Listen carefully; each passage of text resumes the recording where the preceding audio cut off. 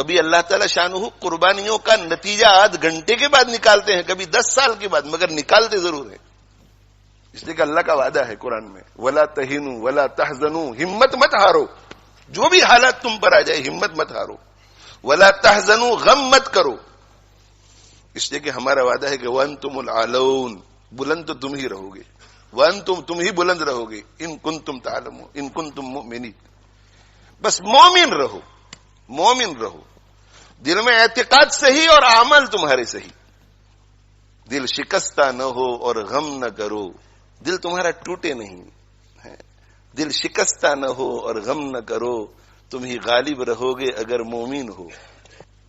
الاسلام یعلو، آپ صلی اللہ علیہ وسلم کا وعدہ ہے کہ اسلام بلند رہے گا۔ هو الذی ارسل رسولہ بالہدی ودین الحق لیظہرہ علی الدین کلہ، وعدہ ہے قرآن کا۔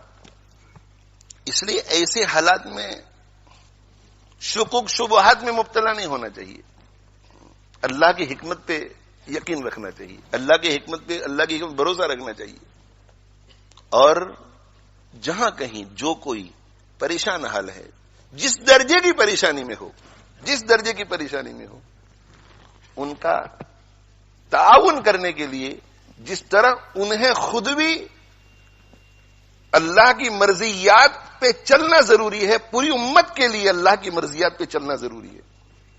اگر ہم ہمارے ان فلسطینی بھائیوں اور بہنوں اور بچوں جو معصوم ہے، جو انوسنٹ ہے، جن کا کوئی قصور نہیں ہے، ان کو کسی قسم کا بھی فائدہ پہنچانا چاہتے ہیں، فائدہ، اور بہت ہی مؤثر فائدہ، اعلیٰ درجے کا فائدہ، تو میرے بھائیو توبہ کرو اللہ سے، اپنے گناہوں سے توبہ کرو، اور توبہ کر کے عزم کرو کہ آج کے بعد ہم اللہ کے دین پر، اللہ کی مرضی کے مطابق چلیں گے۔ اس سے بڑھ کر دوسرا کوئی مؤثر فائدہ نہیں۔ باقی سارے فوائد اس کے تابع ہیں، یہ قابو میں آیا تو باقی سارے اسباب کام آئیں گے، یہ قابو میں نہیں آیا تو کوئی سبب کام نہیں آئے گا۔ یہ میرا ایمان ہے، اور ہم سب کا ایمان ہونا چاہیے۔ اگر اللہ ہمارا نہیں ہوتا تو کوئی سبب ہمیں کام نہیں آئے گا، اللہ اگر ہمارا نہیں ہوتا، اور اللہ ہمارا تب ہوگا جب ہم اللہ کے ہوں گے، اللہ کی مرضی کے مطابق چلیں گے، تقوی اختیار کریں گے، اللہ کو ناراض کرنے والے ہر کام سے بچیں گے۔ سیاسی تقریریں لوگ بہت کرتے ہیں، سیاسی تبصرے لوگ بہت کرتے ہیں، اور موقع بموقع کرنا بھی چاہیے۔ جو اس فیلڈ کے لوگ ہیں، ہماری فیلڈ یہ نہیں ہے، ہماری یہ فیلڈ ہے، ہماری قرآن کی فیلڈ ہے اور سنت رسول کی فیلڈ ہے صلی اللہ علیہ وسلم۔ آپ ایسا مت سمجھے کہ یہاں لیسٹر میں رہ کر کے اگر ہم تقوی اختیار کریں گے تو ان کو کیا فائدہ ہوگا، وہ آپ چھوڑ دیجئے۔ آپ قرآن اور حدیث پر، اللہ کے فرمان اور رسول اللہ صلی اللہ علیہ وسلم کی ارشاد پر یقین کر کے آنکھ بند کر کے کیجئے، پھر آپ دیکھو کہ اللہ تعالی شانہ اپنی قدرت کا مظاہرہ کیسے فرماتے ہیں۔ اللہ نہیں بدلا ہے، اللہ کا قانون بھی نہیں بدلا ہے، اللہ جیسے پہلے تھا آج بھی ویسا ہی ہے۔ اللہ کی حالت میں، اللہ کی شان میں کوئی فرق نہیں آتا، اللہ کے قانون میں، اللہ کے وعدوں میں کوئی فرق نہیں آتا۔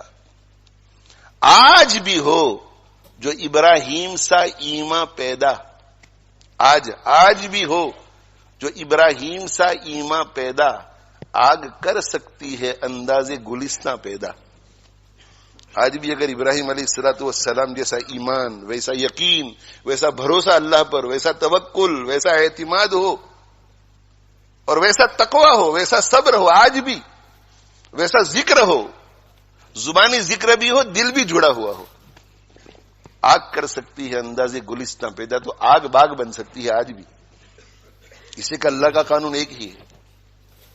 فضائے بدر پیدا کر، فرشتے تیری نصرت کو اتر سکتے ہیں گردوں میں، قطار اندر قطار اب بھی۔ فضائے بدر پیدا کر، فضائے بدر کیا تھی؟ فضائے بدر ایمان والی تھی، ایمان والی۔ فضائے بدر یقین والی تھی، فضائے بدر اخلاق حمیدہ والی تھی، فضائے بدر شکر والی تھی، صبر والی تھی، فضائے بدر تواضع والی تھی، تواضع والی۔ کتنی تواضع؟ اس قدر تواضع کہ اللہ تعالی شانہ نے فرما دیا تھا کہ ان کا پیچھا کرو تو بھی تمہاری جیت اور ان سے لڑو تو بھی تمہاری جیت. اس کے باوجود بھی سید المرسلین صلی اللہ علیہ وسلم نے گردن اونچی نہیں کی، بلکہ حضرت ابو بکر صدیق رضی اللہ عنہ فرماتے ہیں کہ ہاتھ پھیلا پھیلا کے اللہ سے عاجزی کر رہے تھے، عاجزی کر رہے تھے. فضائے بدر رجوع اللہ، رجوع اللہ.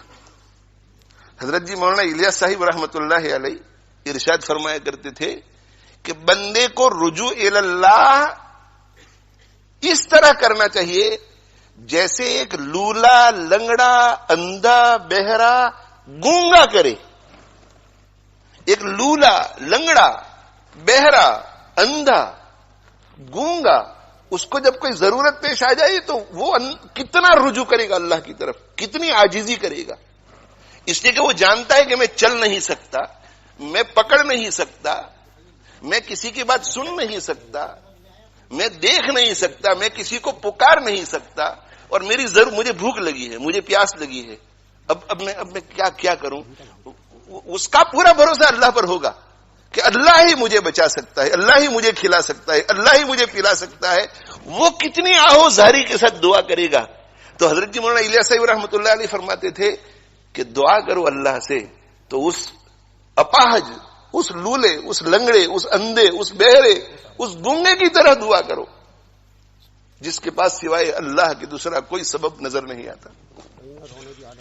اور صرف دعاؤں سے کام نہیں بنتا بلکہ دوڑ بھاگ بھی کرنی پڑتی ہے، صحیح اسباب اختیار کرنے پڑتے ہیں. تو دعا اور دعا کے ساتھ جو بھی اسباب ہیں، ڈیمونسٹریشن لوگ کرتے ہیں، شرعی حد میں رہ کر ڈیمونسٹریشن کرو، پیٹیشن شرعی حد میں رہ کر کرو، ایم پی پر خط لکھنا شرعی حد میں رہ کر کے کرو، شرعی حد میں رہ کر. تقوی کا دامن ہاتھ سے نہ چھوٹنے پائے. اس لیے کہ اگر تقوی کا دامن چھوٹ گیا تو